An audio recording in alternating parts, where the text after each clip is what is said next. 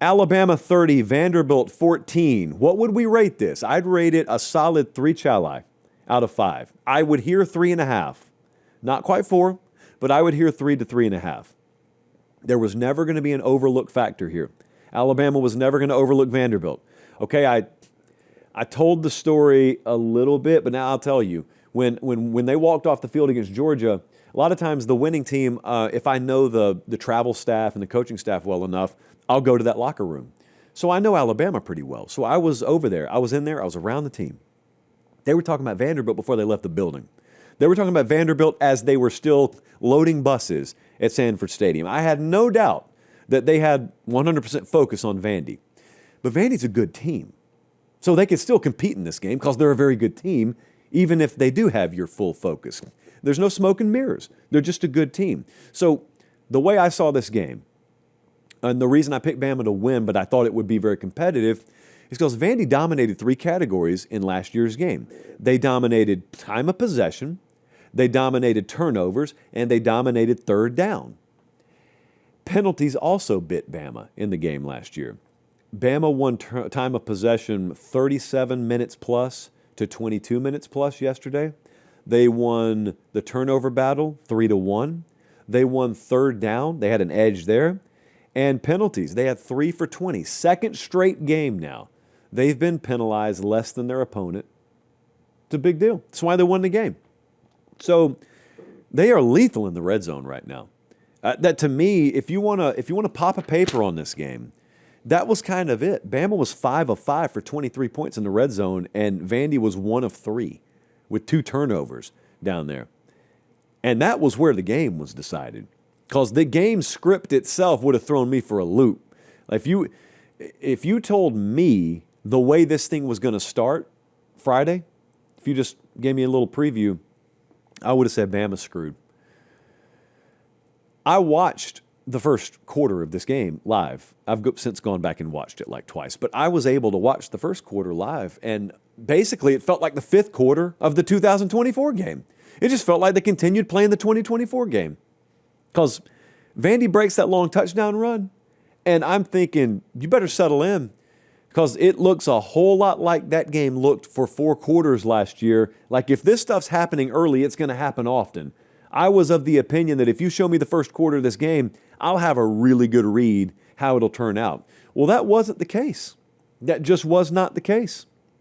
So I looked at our buddies at College Football Nerds. They said something earlier today that I totally get. They said, it feels like Alabama gives up twice as many points as they actually do. A lot of Bama fans feel that way. And that's because you're spoiled. Because Bama fans got used to watching Jonathan Allen and Ashawn Robinson, and who do they have behind them? Jaron Reed. Some kid named Quinnen Williams is there. You ever heard of Christian Barmore? I don't know. He'll probably start in 2 years. You just don't have those guys anymore. I don't really think anyone does.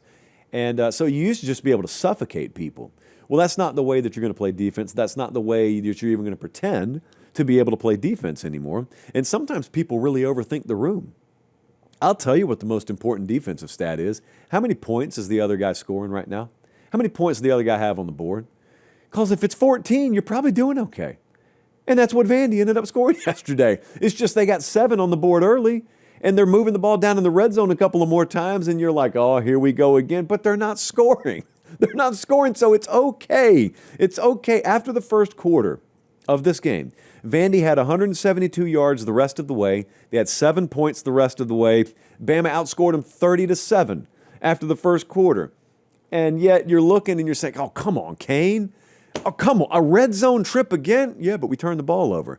Okay, I guess that's okay. Yeah, it's okay. It's okay. It's just a style this defense plays with. So it's not going to look like 85 Bears or 2015 Alabama. It's not going to look like that. They don't have those kinds of players. They got plenty good enough players. They just got to execute a little different kind of plan. If there's a little more bending, as long as there's not a whole lot of breaking, and the same kind of point totals end up on the board, it's okay, guys. It's going to be okay. It's a really good win. Remember how helpless you felt last year. Diego Pavia all over the place. Felt like 3 of them were on the field. They popped him some yesterday. They made him confused. They made him look mortal yesterday. Not something they could do last year. So we'll get back to the video 1 second. Do me one quick favor. Look down. Make sure you're subscribed. Most of you are. If you're not, please do so. It's the way we keep the channel free, we keep the videos coming, and we get to do college football year-round as God intended. All right, as promised, back to the video. That's what giving someone your full attention will do.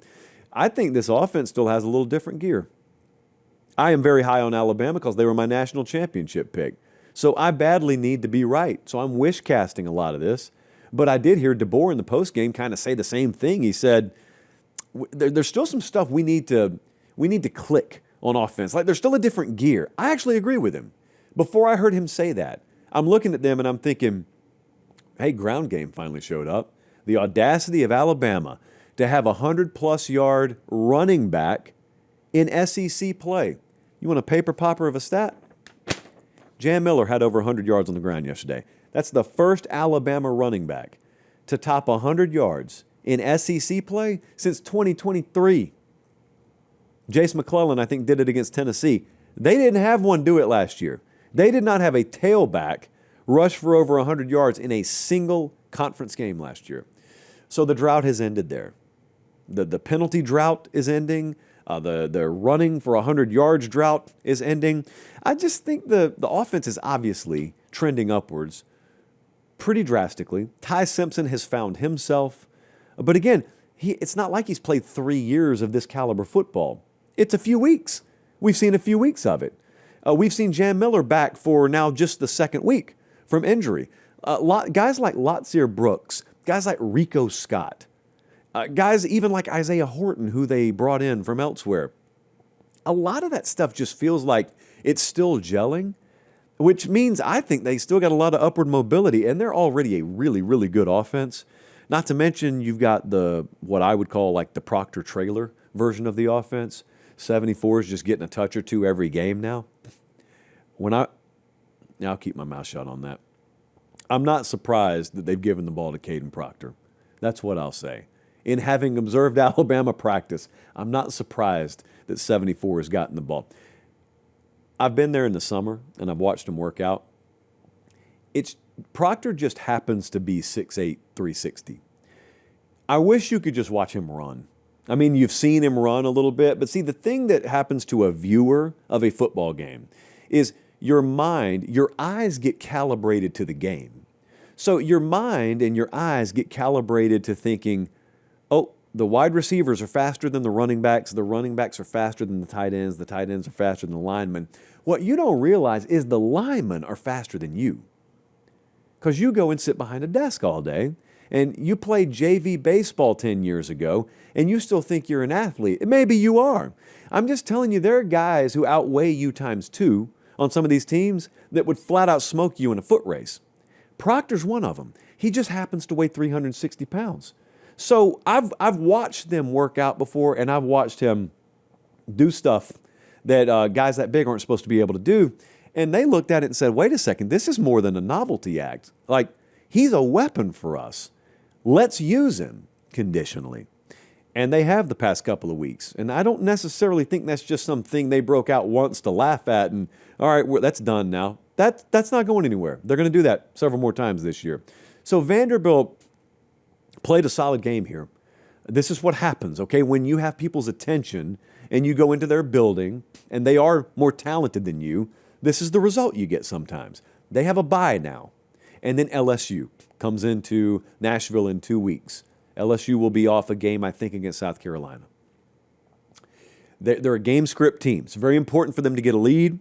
I don't like them having to throw from behind to catch up. And they had the lead the whole year. And they had the lead in this game for a little while, but they weren't able to hold on to it. But they have now one conference loss. Bama is undefeated in SEC play. Their loss was against Florida State. It's an ACC team. Bama goes on the road this week. We will be at the game. It's at Missouri. The line is 3.5. As of today, Alabama is the significant favorite at FanDuel. I hadn't seen these odds today. They are the significant favorite to win the SEC. Well, I say significant. They're plus 200. Georgia and Ole Miss are tied at plus 600.